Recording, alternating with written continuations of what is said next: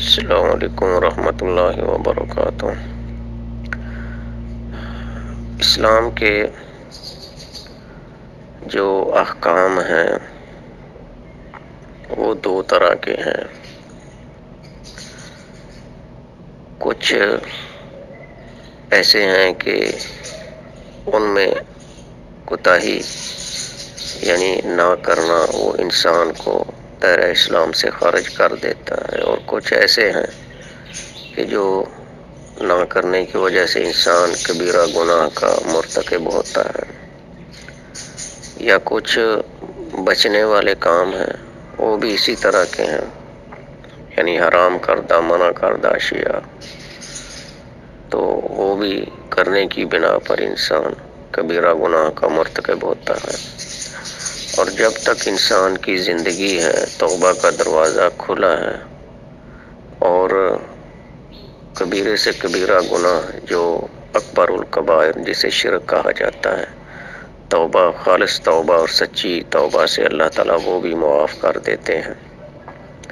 زندگی میں شرک وہ بھی اللہ تعالیٰ معاف کر دیتے ہیں جب تک زندگی ہے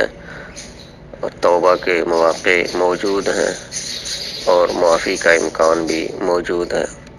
لیکن اگر زندگی ختم ہو جائے اور اس طرح کا کبیرہ گناہ آدمی ساتھ لے جائے تو پھر وہ اللہ تعالیٰ کی مرضی اور مشیت پر موقوف ہے۔ چاہیں تو اللہ تعالیٰ اس آدمی کو اس کے یہ بڑے بڑے گناہ معاف کر دیں، چاہیں تو اسے سزا دے دیں۔ اچھا، کوئی بھی انسان جب لا الہ الا اللہ محمد رسول اللہ پڑھ لیتا ہے، اللہ کا اقرار ہے، نبی علیہ السلام کی رسالت کا اقرار ہے، قرآن کریم پر ایمان ہے، فرشتوں پر، آخرت کے دن پر، اس طرح دیگر جو عقائد اور ایمانیات ہیں ان کا وہ اعتراف کرتا ہے، اقرار کرتا ہے، تو اسے مسلمان کہا جائے گا، اسے مسلمان کہا جائے گا۔ اور کافر آدمی اس وقت تک نہیں ہوتا دائرہ اسلام سے، اس وقت تک نہیں نکلتا جب تک وہ کسی بھی ایسے اہم رکن ایمان کا یا اسلام کا زبان سے اور دل سے انکار نہ کر دے، زبان سے بھی کرے اور دل سے بھی کرے، تو پھر وہ آدمی دیکھا جائے گا کہ اس آدمی نے جو انکار کیا ہے اس کا سبب کیا ہے۔ اگر تو لا علمی جہالت یا کوئی زبردستی کسی نے اس سے کروایا ہے تو ظاہر ہے کہ پھر اس آدمی کی اس بات کا یا ایسی خلاف شرع بات کا اعتبار نہیں ہوگا۔ اگر اس نے اپنے ہوش حواس کے قائم اور بغیر کسی پریشر اور دباؤ کے اور سوجھ بوجھ رکھتے ہوئے پھر اس نے یہ انکار کیا ہے تو پھر وہ آدمی دائرہ اسلام سے نکل جاتا ہے، لیکن توبہ کا دروازہ جب تک زندگی ہے وہ کھلا ہوا ہے۔ اب جہاں تک نماز کے مسئلے کا معاملہ ہے، یہ بڑا حساس اور نازک مسئلہ ہے۔ اس میں دو طرح کے پائے جاتے ہیں۔ نماز دین کا ستون ہے، انتہائی اہمیت والا رکن ہے، اور نماز ہی مسلمان اور ایک معیاری مسلمان اور کمزور مسلمان کے درمیان حد فاصل ہے۔ کلمہ پڑھ لینا آسان ہے، لیکن کلمے کے تقاضے پورے کرنا اور خصوصاً نماز پر پابند رہنا، وہ بھی سنت کے مطابق نماز ادا کرنا، اس کے لیے محنت چاہیے، اس کے لیے جدوجہد چاہیے، اس کے لیے وقت چاہیے، اس کے لیے اپنے معافی ضمیر کو مارنے کی ضرورت ہے، اپنی خواہشات کو قربان کرنے کی ضرورت ہوتی ہے۔ تو جو آدمی اللہ پر ایمان ہے، یعنی اللہ کا اقرار کرتا ہے کہ اللہ ہے، اللہ ایک ہے، قرآن کریم کو بھی وہ نبی علیہ السلام پر نازل کردہ آخری کتاب مانتا ہے، نبی علیہ السلام کی رسالت کا بھی اقراری ہے، آخرت کے دن، جنت دوزخ، قبر، حشر نشر، یہ ساری چیزیں وہ مانتا ہے، لیکن نماز کے متعلق بھی وہ یہ سمجھتا ہے، بلکہ اقرار کرتا ہے کہ یہ فرض ہے، اللہ کا حکم ہے، لیکن کوتاہی، سستی،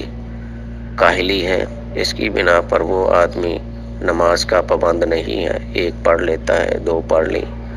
کبھی کوئی بھی نہ پڑھی، کبھی پانچوں پڑھ لی اور کبھی جمعہ بھی چھوڑ دیا، یعنی ایسی اس کی زندگی ہے جو کہ یعنی کہ نماز کی پابندی اس کی زندگی میں نہیں ہے، تو ایسے آدمی کے متعلق کیا کہا جائے؟ تو میرے بھائی بات یہ ہے، جس طرح کہ میں نے ابتدا میں عرض کیا کہ یہ نماز چھوڑنا یعنی نماز میں کوتاہی کرنا، سستی کرنا یا نماز کو لیٹ کر کے پڑھنا، جان بوجھ کر اسے ضائع کرنا، یہ کبیرہ گناہ ہے، کبیرہ گناہ ہے۔ اور اس پر اگرچہ یعنی نماز چھوڑنے پر جو لفظ کفر آیا ہے، جس طرح کہ صحیح مسلم کی حدیث میں ہے، بین العبد و بین الکفر ترک الصلاۃ، ٹھیک ہے، یا العہد الذی بیننا و بینہم الصلاۃ فمن ترکھا فقد کفر، تو ایسی اور بھی نصوص احادیث ہیں اور قرآن کریم کی بھی بعض آیات سے یہ عیاں ہوتا ہے کہ نماز چھوڑنے والا کافر ہے۔ اب بات یہ ہے کہ نماز چھوڑنے سے مراد کیا ہے؟ اگر تو وہ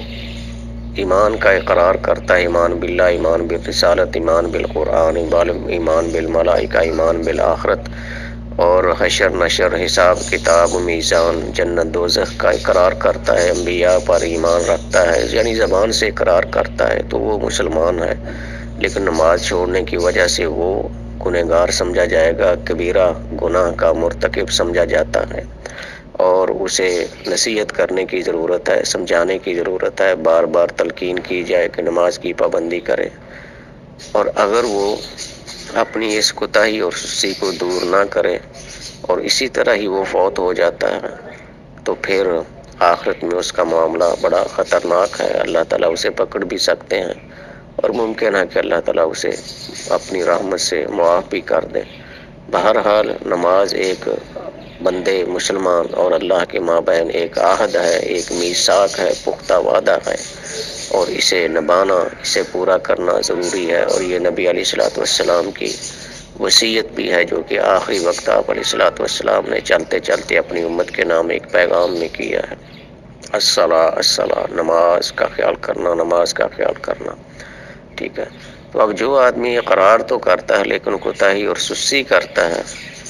چھوڑنے کے یہ معنی ہے کہ سستی کرتا ہے، کبھی پڑھتا ہے کبھی نہیں پڑھتا، کبھی بے ٹائمی پڑھتا ہے کبھی پڑھتا ہی نہیں، لیکن وہ مانتا ضرور ہے کہ یہ فرض ہے، اسلام کا حکم ہے اور اس کو نہیں چھوڑنا چاہیے، تو ایسا آدمی کافر نہیں ہے، وہ مسلمان ہے لیکن گنہگار ہے، اس کے ساتھ مسلمانوں والا معاملہ ہی کیا جائے گا، فوت ہو جائے تو اسے غسل، کفن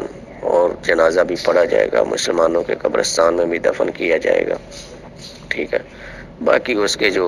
اس قسم کی بڑے بڑے جو وہ گناہ ہیں ان کا معاملہ اللہ کے ساتھ ہے،